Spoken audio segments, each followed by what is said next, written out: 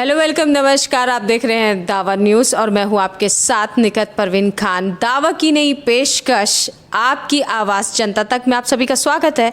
और राजनांदगांव के दावा के स्टूडियो में बहुत ही ख़ास मेहमान, बहुत ही बड़ी शख्सियत हम कहना चाहेंगे, जो कि राजनांदगांव की बहुत ही प्रतिष्ठित, हम बताना चाहेंगे, डॉक्टर रमन सिंह जी के बहुत ही करीबी, जिनका कार्यकाल युवा अवस्था से ही प्रारंभ होता है, जिनकी राजनीति काफ़ी पुरानी चर्चा में हमेशा प्रचलित रही है, जिन्होंने विभिन्न पदों पर भारतीय जनता पार्टी के काम किया हुआ है और आज भी लगातार अनवरत बड़ी से बड़े जो नेतागण हैं उनके साथ उठना बैठना से लेकर हर एक चीज़ की शेयरिंग तक का जो भागीदारी रहे हैं, वो हैं आज राजनांदगांव में हमारे साथ, हमारे स्टूडियो में पुरुषोत्तम गांधी जी। सर, दावा न्यूज़ में आपका बहुत बहुत स्वागत है।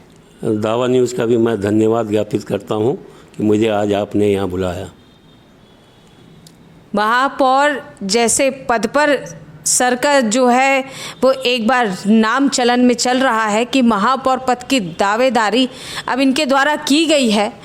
महापौर बनने की कगार में ऐसे बहुत सारे लोग हैं। सर, महापौर पद को आप किस नज़रिए से देखते हैं? जनता की सेवा के रूप में देखते हैं या क्या कुछ कर गुजरने की इच्छा रखते हैं? सबसे पहले तो मैं ये कहना चाहूँगा कि राजनांदगांव संस्कारदानी नगरी है।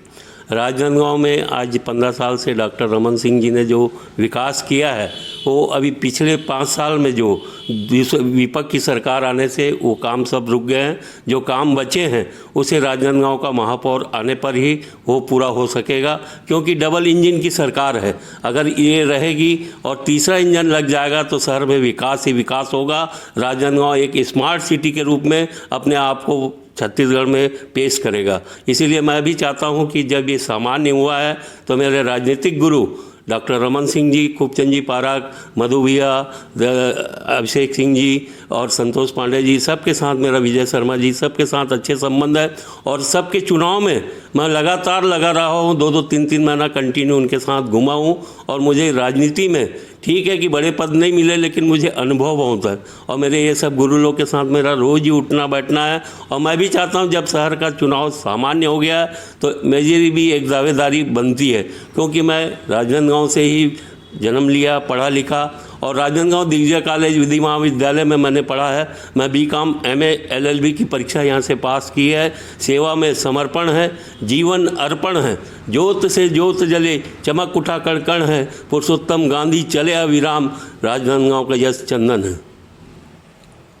क्या बात है, बहुत ही अच्छी बात है। सर, एक बात कहना चाहेंगे कि युवा अवस्था से ही आपके द्वारा जो है राजनीतिक में, सामाजिक में, धार्मिक में जो है आपकी रुचि बहुत ही रही है।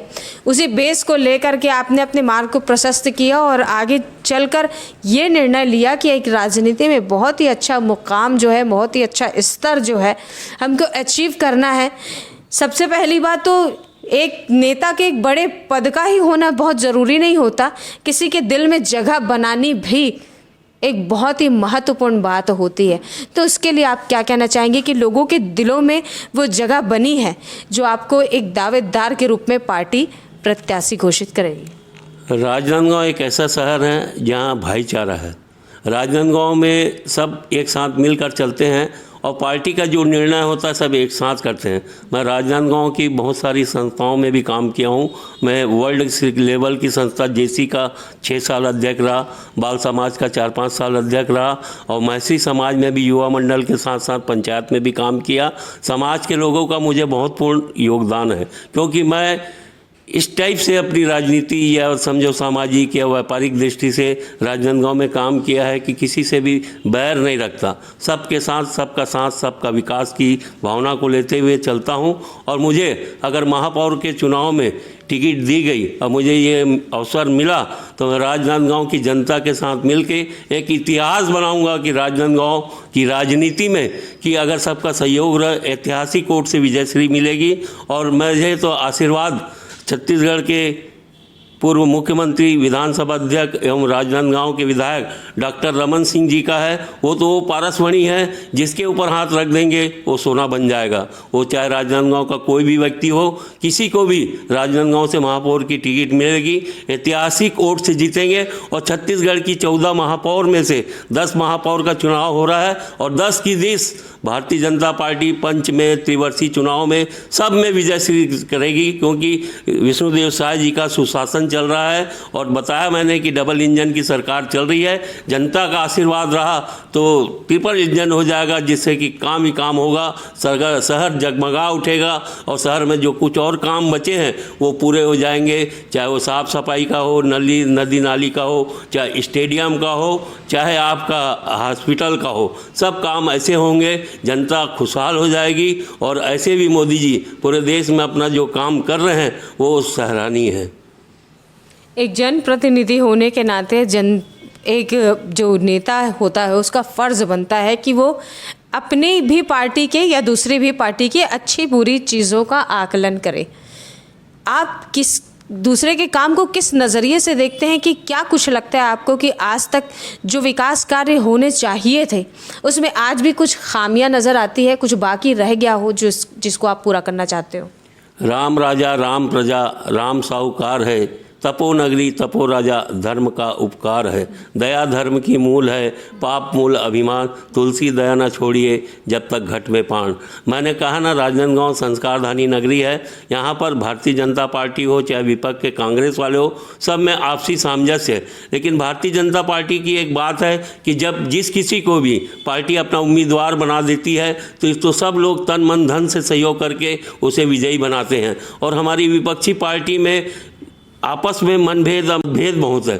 वो लोग भारतीय जनता पार्टी का मुकाबला नहीं कर सकते, क्योंकि उनका अभी भी आप देखोगे कि ये चुनाव जब हो रहा है, अब 22 तारीख आज से नामांकन चालू हो गया है, 28 तारीख तक पूरा भर देना है नामांकन और 29 वापसी है। उनका आपसी तालमेल ही नहीं हो पाएगा। हमारी भारतीय जनता पार्टी में तो सभी प्रक्रिया पूरी हो गई है और बहुत जल्दी कि पार्षदों का हो जाएगा चुनाव के लिए नाम घोषित, और महापौर के लिए भी हो जाएगा। इससे पार्टी की एक सक्रियता दिखती है। हमारे यहाँ जमीनी लेवल से काम शुरू होता है।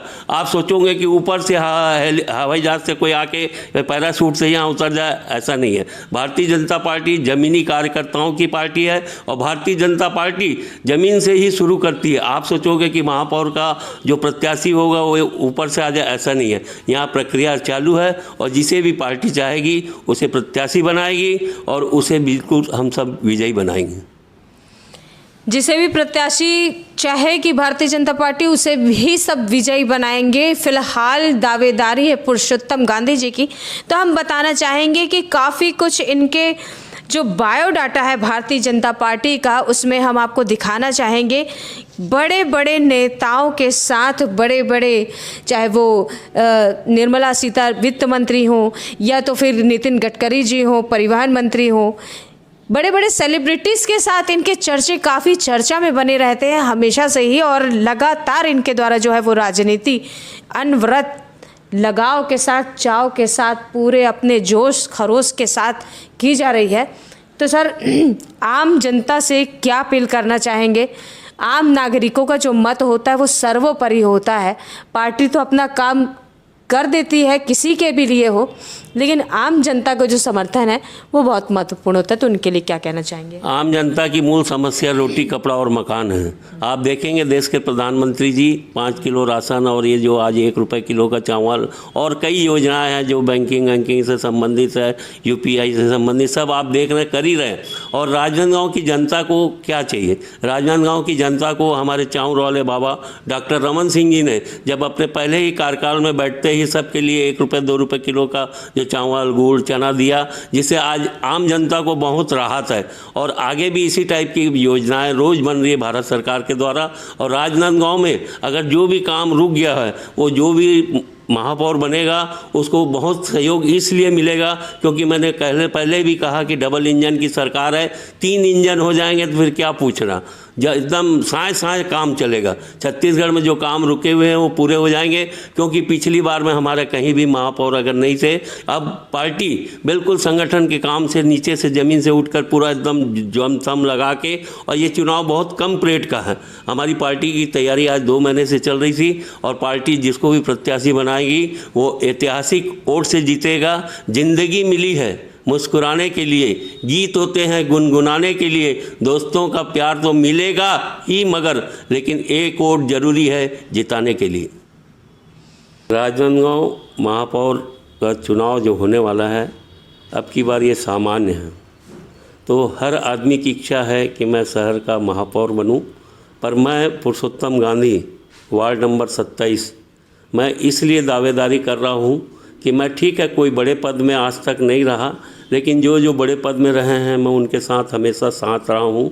चाहे राजनांदगांव का डॉक्टर साहब का चुनाव हो, चाहे अभिषेक जी का चुनाव हो, चाहे मधु भैया का चुनाव हो, चाहे खूबचंद जी का चुनाव हो, चाहे संतोष पांडे जी का चुनाव हो, हर चुनाव में मेरी भागीदारी रही है, और मैं हमेशा से पार्टी के साथ ही रहकर अच्छे से प्रचार प्रसार किया है, और मैं चाहता हूँ कि शहर सुंदर हो, इसीलिए मैं अपनी दावेदारी कर रहा हूँ। और मैं राजनांदगांव के विकास के लिए आपसे पूर्ण रूप को आपको विश्वास दिलाता हूँ कि शहर के लिए जी जान लगा दूंगा। पूरा शहर जानता है कि मैं वो वर्कर हूँ जो मोदी जी और योगी जी को देख के चलता हूँ। लोगों को मालूम है कि मैं भी डेली 5 से 6 घंटा ही सोता हूँ। सवेरे 6:30 बजे नहा के मैं राजनांदगांव की 120 साल पुरानी गौशाला, तीनों गौशाला जाता हूँ। उसके बाद लगातार लगभग 21 साल से मैं रायपुर, जानते हैं सभी लोग कि करीब मैं रायपुर आना जाना करता हूं, जिसमें मैं डॉक्टर रमन सिंह जी के हर कार्यक्रम को अटेंड करता हूं और पार्टी के हर कार्यक्रम को अटेंड करता हूं। और एक चीज़ और बताना चाहूँगा कि अभी भारतवर्ष में जो चल रहा है कुंभ, जो कि 144 साल में ऐसा कुंभ लगा है, आपको बड़ा आश्चर्य होगा कि मैं 14 कुंभ नहा चुका हूँ। आप सोचोगे कि गांधी जी की उम्र तो इतनी नहीं दिखती, 14 कुंभ कैसे नहा लिए, लेकिन 12 साल में एक कुंभ होता ज़रूर है, लेकिन 4 साल में दूसरा कुंभ रिपीट हो जाता है। तो मैंने 12 कुंभ और 2 अर्ध कुंभ नहा चुका है। और देखो संयोग से कि मेरी 19 फरवरी की फिर टिकट बनी है परिवार के साथ, मैं ये 15वां कुंभ नहाने जा रहा हूँ। और भगवान की असीम कृपा है कि मैं लगभग 45 साल से नित्य राजनांदगांव की महारानी माँ शीतला का दर्शन करता हूँ। ये लोग सब अच्छी तरह से जानते हैं कि मैं राजनांदगांव में अगर नहीं रहा तो ही बात अलग है, बाकी मुझको हर कोई जानते हैं कि माँ शीतला के दर्शन और रायपुर में माँ आकाशवाणी केंद्र के पास महाकाली दर्शन के बगैर मैं राजनांदगांव नहीं लौटता। ये मेरे लिए सौभाग्य है कि माँ का आशीर्वाद मुझे प्राप्त है और आगे जनता का भी आशीर्वाद प्राप्त होगा। इन्हीं शुभकामनाओं के साथ जय हिंद, जय भारत, जय छत्तीसगढ़। संदेश के माध्यम से जो है पुरुषोत्तम गांधी जी का कहना है कि आप भारी मात्रा में जनता जो है अपने आपके एक एक वोट कीमती है, और आप अपना मत जो है वो यूं ही घर में बैठकर सोकर समय व्यतीत कर ज़ाया ना करें, मतदान करने ज़रूर जाएं। दावा न्यूज़ में बने रहिए। निखत परवीन खान के साथ, राजनांदगांव छत्तीसगढ़ से।